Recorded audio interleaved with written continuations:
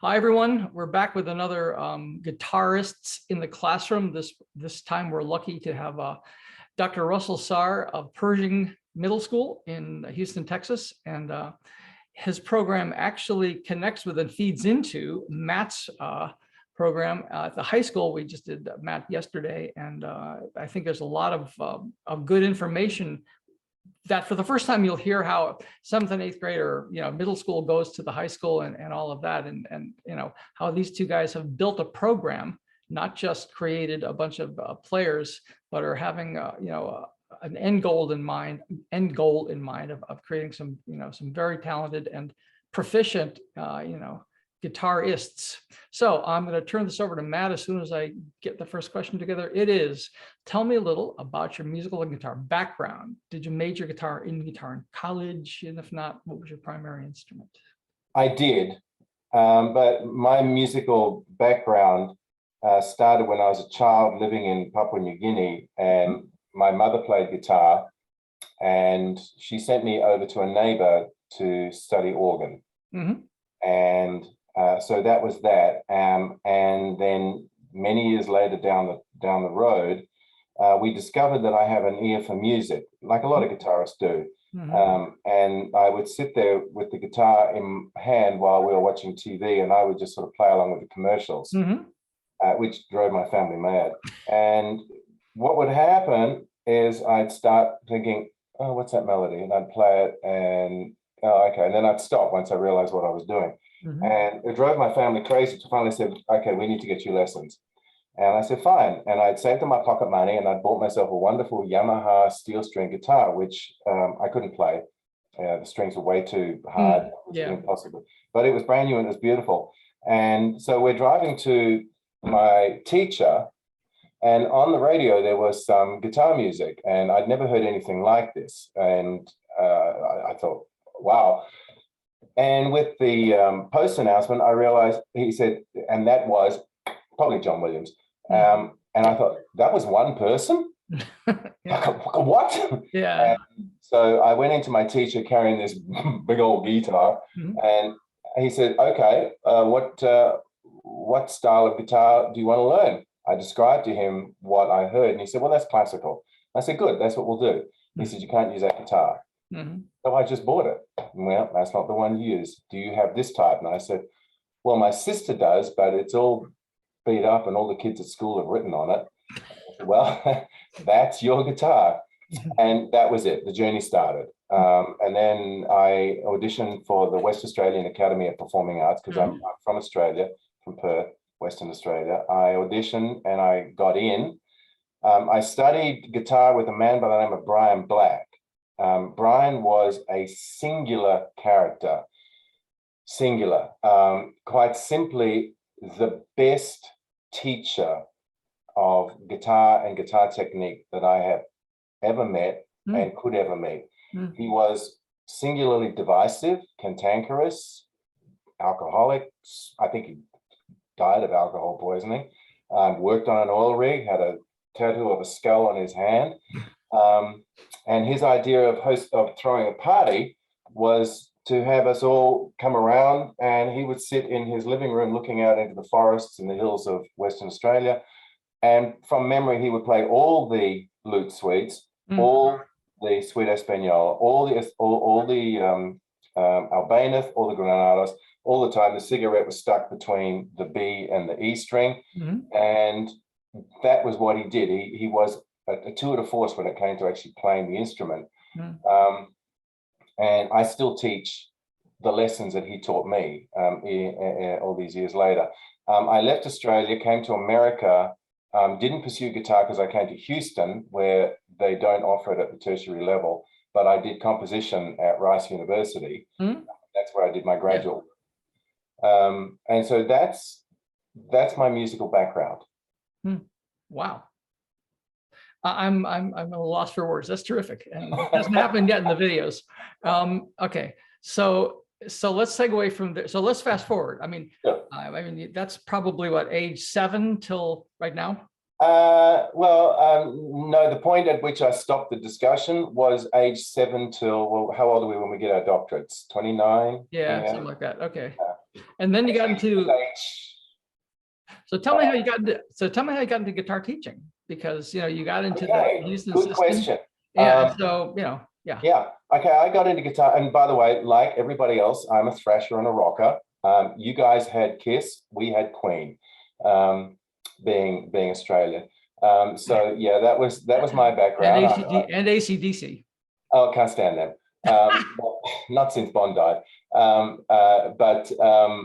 Yeah, no, I was in a rock band. We were called Derek and the Cane Toads. This was at the time of Duran Duran. We thought double whammy name, that's good.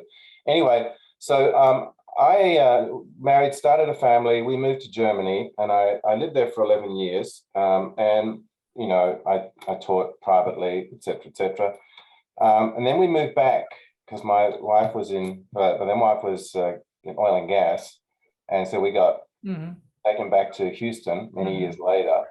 And by then we had children, and my kids were all doing music. My eldest boy, trumpet, my daughter, clarinet, my little one hadn't yet started playing. So we came to Houston, and my eldest boy and my daughter were in middle school. And so I heard, oh, they have band here, cool.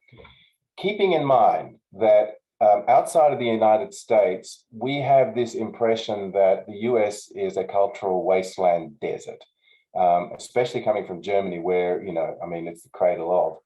And so I came back fully expecting it to be not what I discovered. So I made an appointment. Wall-to-wall Elvis?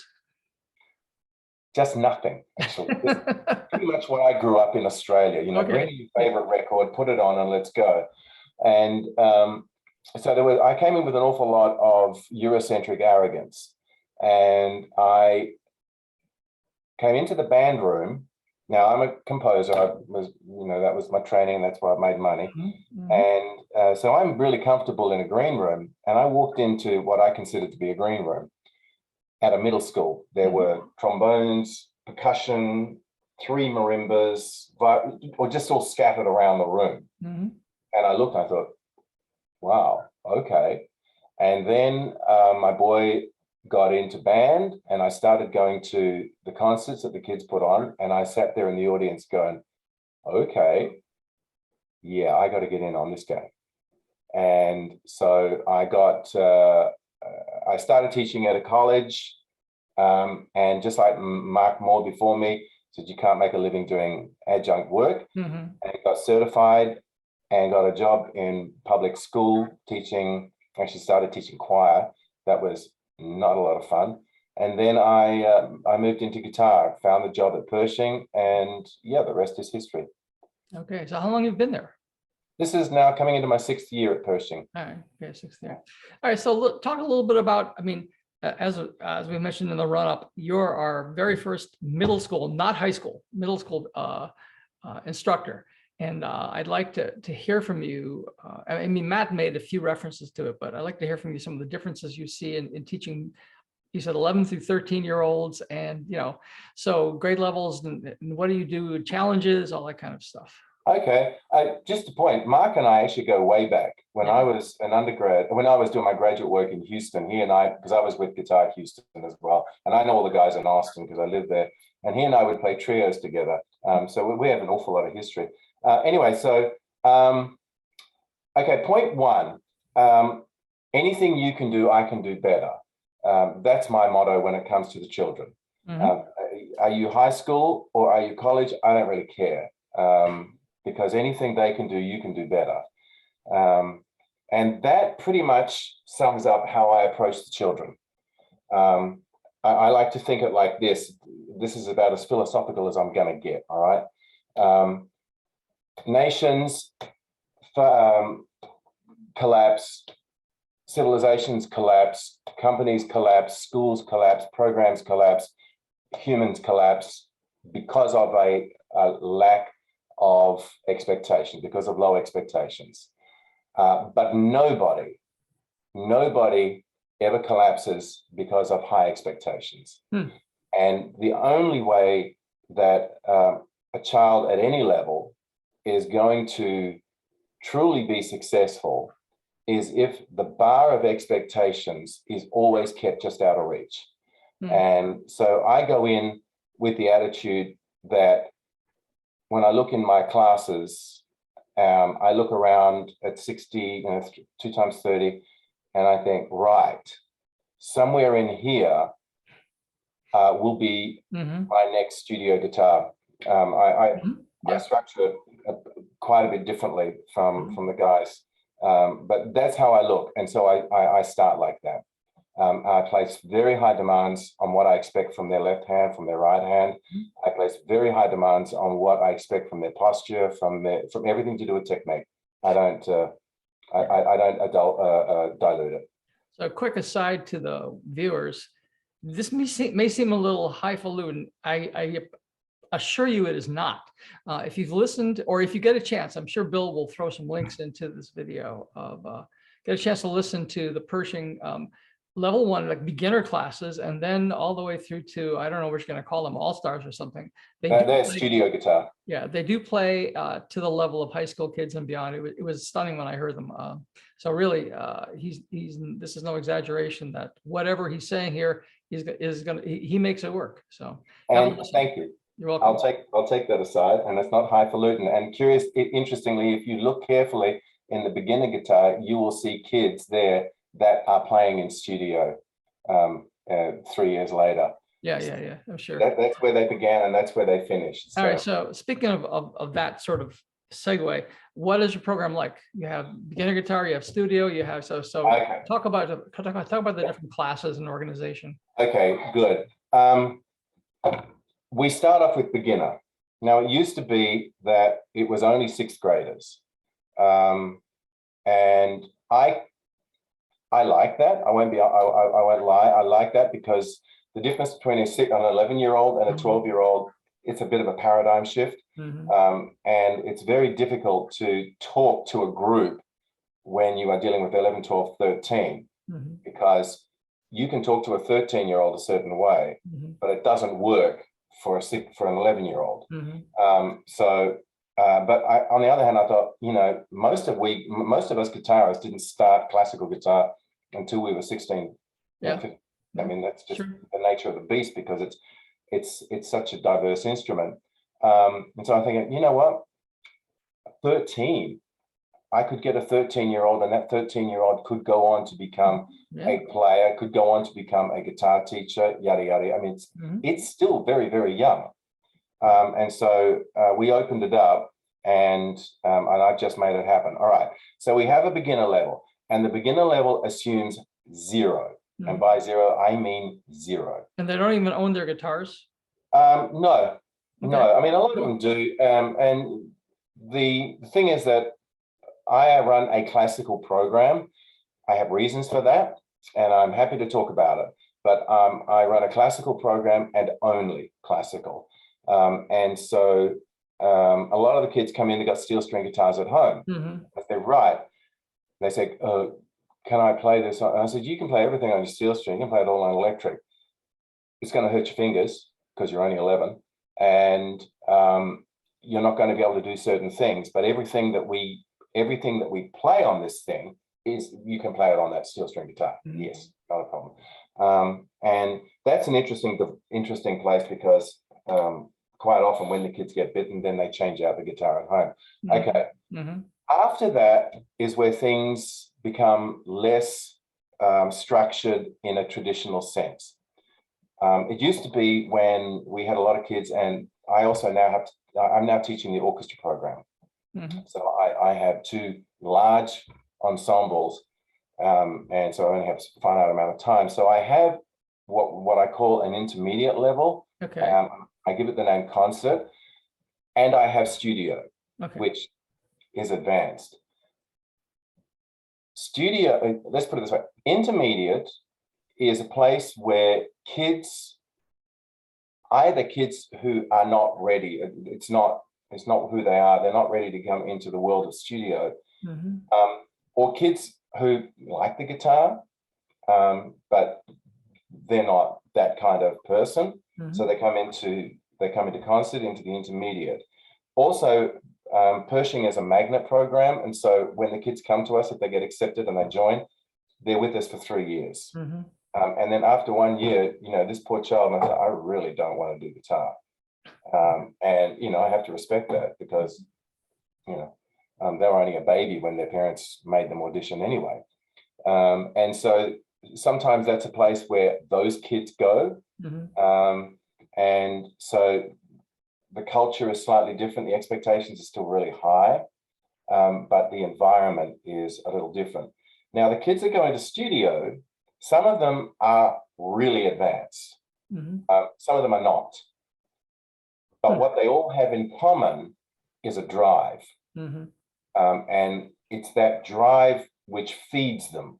And so they feed off of each other and they feed off of me because I hate to say it, it's very much a cult of personality in the classroom. In fact, I don't hate to say it, I don't mind saying it. And the kids in studio, I think by and large, they love being there because they feel like they are somewhere really special. And when they perform and they perform to the level that they do, they are special. I mean, so it's about beginners, try it out. If this is for you, keep going. If not, it's been nice. I hope you don't lose guitar, make it how you want. Concert guitar, they're still going to work hard. That's what you just called intermediate? Yeah. Okay. They're still going to work hard, but the focus is going to be slightly different. And studio guitar, they're going to work hard, and I'm not going to tolerate anything that's less than 100%, if you understand what I mean. Yeah. So it's not a 1, 2, 3 thing. It's a what is my life? What this really is who I am. Do the kids need to take a fine art credit? Yeah, they do. They need 1 fine art credit. I go to a fine arts magnet school. So we have a lot of fine arts, band, orchestra, choir, guitar, piano, dance, theater tech, gymnastics, creative writing. It's a very artistically rich environment. Not a desert. It is not a desert, and we have a magnificent auditorium with a complete sound booth, with windows, not just a little bricked off area with everything. So it's I don't know if it's state of the art, but I mean, it looks pretty good. Sounds like it. They have to take one. Most of them take 2 or 3. Yeah. So you talked about classical as all you do. So when I asked other questions of other teachers about styles, that was a little more heterogeneous, and they all read standard musical, obviously, and all of that. So they don't play tab, they don't play guitar chords, they don't play by rote or by ear. It's all purely driven by note. Rote and by ear. Only if I'm training them to listen and play back what they hear. If we're working on, hey, let's develop our ear, I play, you play, that sort of thing. But I know what you're talking about. I do that sometimes, but I feel really bad afterwards because as far as I'm concerned, I haven't brought them anywhere. Okay, so I live by this rule: teach them how to fish. Don't give them a fish. There's one exception to the rule, and I got this directly from Bill. He calls it Cuban tab. We over here, we call it fretboard fractions. Okay, so it's basically tab in fraction form. So 1 0 is string 1 open string. 1 1 is string 1 first fret. 1 3 is string 1 third fret. Okay. When the kids get their guitars, which is usually within the second week, and we have class sets, so the kids are assigned it and they have to wait, and then it's a big deal. I have to sign them out to them, and they have to take the form on. They're not allowed to touch the guitar until they bring the form back. We have a culture of respect, which is. Wait, do the kids get to take the guitars home? No. Oh, this is just all in school. Okay. This is in school. So we have like 60 guitars.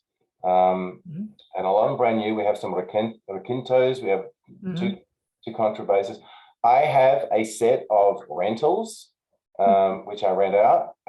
People who really want to do it, but they can't, you know, that really is too much.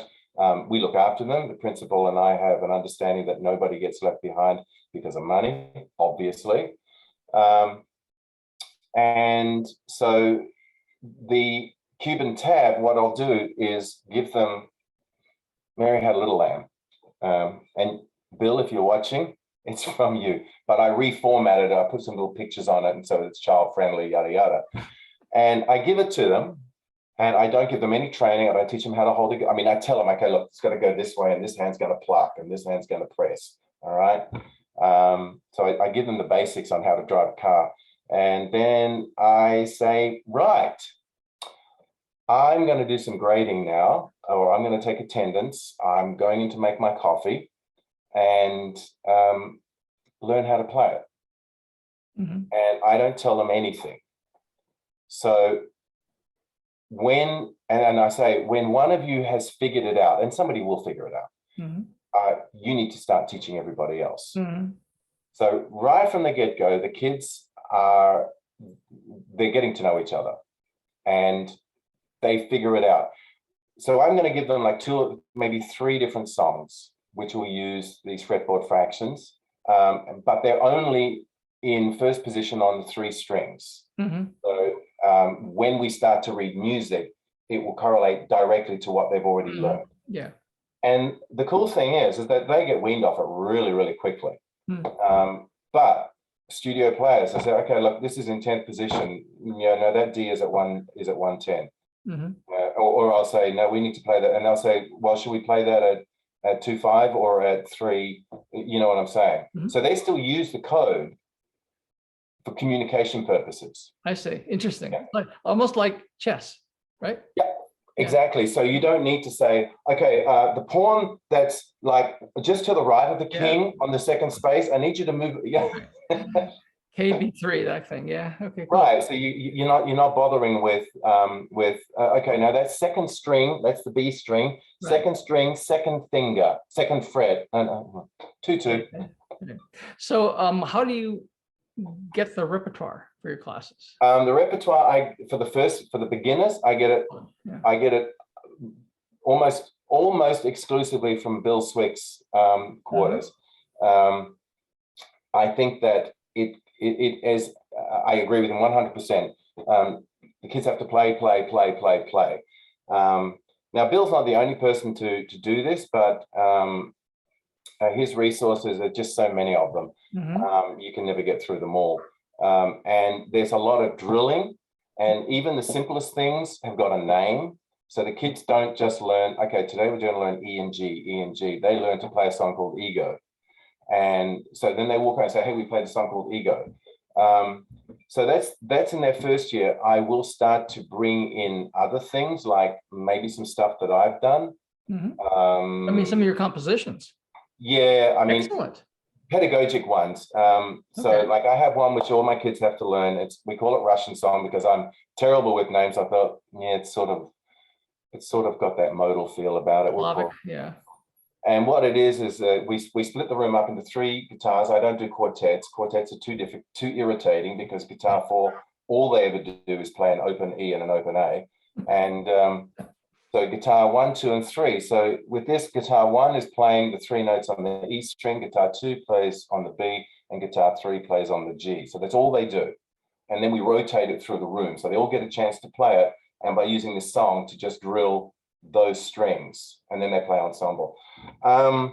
And there are other things that can work. Here's the real problem, finding repertoire, is that by and large, it's pedagogically a disaster zone.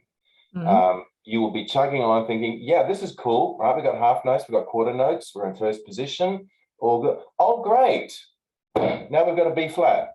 Yeah. I haven't taught them that. Do I have to teach them that just for this one song? And this is my immense frustration with guitar pedagogy. And when I talk to composers who say, this is an easy piece, I say, no, it's not. Right, yeah. An easy piece is one that's going to do, this is the rubric for an easy piece. Yes, but if you look at it, you'll see, no, listen to me. It's not an easy piece. Yeah. So Once we get beyond that, however, I look to the Iceland Guitar School. They do some really good stuff. John Forrest out of the UK, he does some really nice stuff. And Oh, so this is a real thorn in my side as far as giving the kids ensemble music, because it's important that the kids start playing ensemble ASAP, because when they do that, they learn to listen. It's just phenomenal. And this is what I love about Bill's stuff, is that, you know, okay, we've learned how to play this simple melody using the correct rubric, and now we've learned to play this simple melody. Hey, look, it's a duet now using this. Let's play a duet on this. And then all of a sudden, it's the whole is much greater than the sum of its parts as it comes together in 2-part, 3-part writing. And the kids just feel fantastic, and so do I. Yeah, that's great. It's excellent. Let's see. All right. How about performances? I mean, I've seen a bunch of them, but what is your performance schedule like, and all of that for both your classes and ensembles? Within the school, we do at least 2 performances a year, Christmas and end of school year. So we'll have one coming up, I want to say December. So we'll do season type stuff and other things. And then at the end of the year, in between, performance opportunities are few and far between for guitar in Houston. Well, especially for middle school. That's what's, again, I keep going back to that. You're talking like you had the New York Classical Guitar Society, but you got 11-year-olds, so it's just stunning. Yeah. So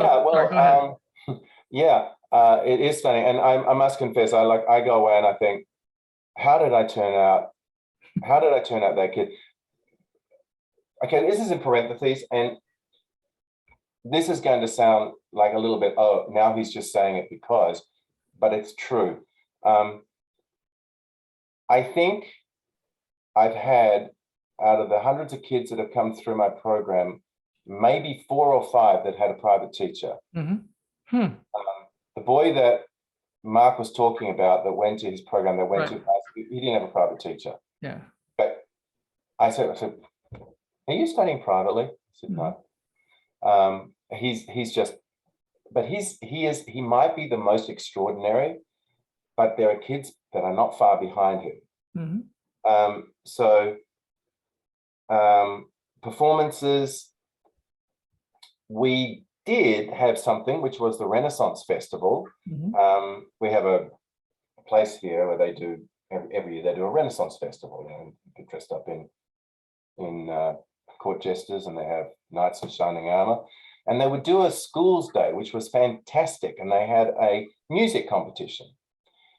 Usually it was for string orchestras. They would go there and they would have to play, they're supposed to play Renaissance music. And so I got wind of this. I said, right, we're going. And I took my studio kids up there. They had a blast because we got like a big coach bus and it went out there. They took 2nd place. And this was over schools that had established orchestra programs. Yes. And we were the only guitar program. And so that was really extraordinary. But now I'm starting to look into other things like playing for the PTOs, looking at maybe getting into hospitals, going to care homes, just playing. Yeah. The kids just love to play. COVID makes this hard. I know. COVID was very difficult, and yet we had the most extraordinary concert. I shared a clip with you. Yeah. We had very few kids actually coming into school. And I taught all the kids to play Andrew York's Snowflight, because it's a beautiful piece, relatively easy to play. It's a good technique builder for right hand, and they had fun. And one day I had a class once, I had 50 kids in the classroom, and I gave them all Snowflight.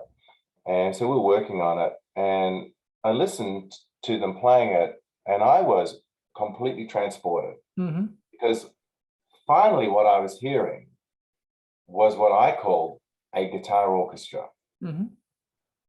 We weren't concerned with, the old joke, how do you get a guitar orchestra to play tremolo? You ask them to play unison E. And so there was nothing like that. It was a sound. It was a homogeneous sound. It was like a string orchestra playing a chorale as these sounds. And I'm sitting there going, wow, this is magical. So I incorporated that into their training each year. They did this. And so this one time we had COVID, I had maybe 24 kids that could perform. I had maybe as many kids in orchestra. So I did just a real basic orchestra pad. Actually, it was just a pad with a little bit of movement. And I said, right, let's do it. So they had 2 rehearsals together and they performed it. And it was one of those transformative moments. And all of a sudden, the guitarists and the parents of the guitarists felt like, oh, we're real musicians, aren't we? Because we're playing with an orchestra. And so COVID was terrible, but we really did manage to find something quite special. It's really good. Okay, so the last question really is for all the other non-Dr. Russell Sarres, they just started off. What would your advice be to them, in terms of getting their arms around this beast in the first year? For one, we are assuming that these people are musicians and they're certified music teachers. Yeah, I think you can assume that. Yeah. Yeah. So therefore, they have to hold their guitar program and themselves up to the same standards that they hold themselves as orchestra directors, as band directors, as choir directors. They cannot for 1 minute think, oh, I don't play guitar, so therefore I'm going to we'll just get through this. It doesn't work like that. So you start with beginner, you recognize what you have in common. And what you have in common is a room full of children who can't read music, who don't know how to make a sound on the instrument. So you start from there and you go, well, I can read music. Then you move on to pedagogically, how do I introduce them to this? If you go to the point of saying, well, we're just going to learn some chords, we'll strum them, sing a few songs, have a good time, you are servicing nobody. You're bringing the child nothing, because there is nowhere to go with that. And all you've demonstrated is, I can teach them to play an E minor chord. And then what? So you've got to have the end in mind. And if you're an orchestra player, this is dead easy. Okay, so the only things that you're going to need to actually learn is, how do you hold the guitar? How do you make a sound? How do you make a beautiful sound? How can you get the techniques? Now, as far as holding the guitar and things like that, read a book, YouTube it. I'm not an orchestra person, but I had to do it. And so it's possible, they can do it. Then there are some tricks that you can do. Let me back up why I only do classical, because this feeds into this. I do classical only because classical is the way that all children can function and perform in a homogeneous, unified way. I think I just did a redundancy there. And if it's good enough for band to learn how to sit there with their clarinets like that, or the violins to sit there like that and like that, if it's good enough for them to be dressed in black and showing that discipline, it's good enough for the guitarists. If we want to be taken seriously, which we do. Okay, so then some basic things. Left hand. One of the big issues, my guitar type, one of the big issues that we have is this, the thumb. And get a blue dot, one of those, the stickers, the round, about 1 centimeter diameter, put it there behind the 2nd fret in the middle of the spine of the back of the guitar. And you say, right, you're going to put your thumb on there, just like a thumb thing on your device. Put your thumb there, show them that, so they don't do anything like this and don't do anything like that. Do that. And then when you start seeing this, which you will, you simply shout out, thumb on blue. The entire room goes like that. And you keep doing that until you don't need to do it anymore. there is the thumb problem taken care of. This thing here, all right, so what we deal with is really poor technique where we want this. If they're an orchestra player, they know that because that's what cellos do. If they're a band director, they know that because that's what a clarinet has to do. Clarinet's not doing this kind of garbage. They're doing this. So take what you know and make the connection. As far as right hand goes, alternating fingers is essential. Now, why? Because it's much easier to run a field than it is to hop a field. And what's going to happen is kids are going to do this with their thumb, or they're going to do this with their finger, and they're never going to get that, right? So we're going to do alternating. How do you do it? I start them off with a particular technique. We have two, rest stroke, free stroke. I start them with rest stroke. Why? It's easier. Once you explain it, then you get the metronome going and you do a little thing called, which I call prepare play. So if the metronome's going 60, and I used to do everything 60, they learn prepare, play, prepare, play, prepare, play, prepare, play, swap strings. What are they learning there? They're learning, one, to follow the metronome. Two, they're learning to play a rest stroke. Three, they're learning to alternate their fingers, and you're giving them a full beat to do it. There's nothing rushed about it, okay? Now, after that, there are other things that you can do, but it's around about then that you are starting to teach them to play music. Now, okay, the whole sitting in correct position, all right, so the orchestra and the band do exactly the same thing. You've got to sit to the front of your chair. There's no slouching back, okay? Right, I have a code, little dog. What does that mean? Check that your neighbor is sitting far enough forward that a little dog can walk behind. So I'm using age-appropriate symbols, all right? And then I'm saying, okay, I want right foot flat, because they're going to go with their foot on a footstool. And then I'm going to teach them balloon, which I also call Jenga back. And the balloon is this, okay? Orchestra would quite often say grow an inch. Yeah, I do balloon like this, because what's going to happen as we start working, you become the athletics coach, the swim coach, taskmaster, and you're walking around the room and you're seeing one person do this and you're shouting out, thumb on blue, and then you're seeing somebody else slouch, little dog, and then you're seeing somebody else with their foot falling down behind their chair, and you're shouting out, right foot flat, balloon, thumb on blue. So you're doing all of this, okay? And the kids are learning like that. They might not be the ones who are doing it, but you'll see the entire room go like that. Okay. Hold on, I want to ask you something. So one of the things that I suspect you're going to say is that talking about the difference between high school and junior high is discipline. And I suspect you get these kids playing very quickly and playing almost all the way throughout the hour so that they're engaged, and you almost don't have discipline problems. 1.5 hours. Seriously? Yeah, we're 90 minutes. 90 to 100 minutes, yeah. Oh, man. And I usually, the bell usually rings before I packed up. Okay, that's really cool.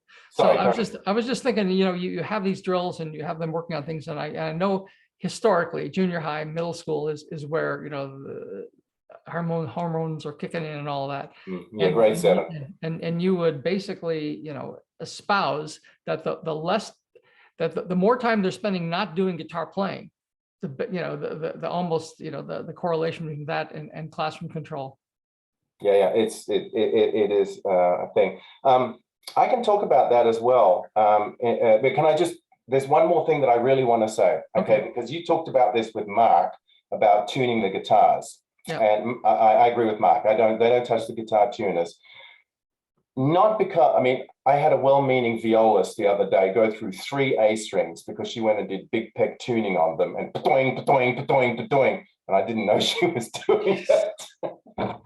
So, and that's not going to happen with the guitars, but you've got 30 kids all sitting around and everything is made clear. I say, I'm going to go around and I'm going to tune each of your guitars. We're only going to do 3 strings because that's all we work on for now. While I'm dealing with that person, you all are in absolute silence. Okay. And they're also in what I call rest 3, position 3, and that's strings down on their laps. Okay.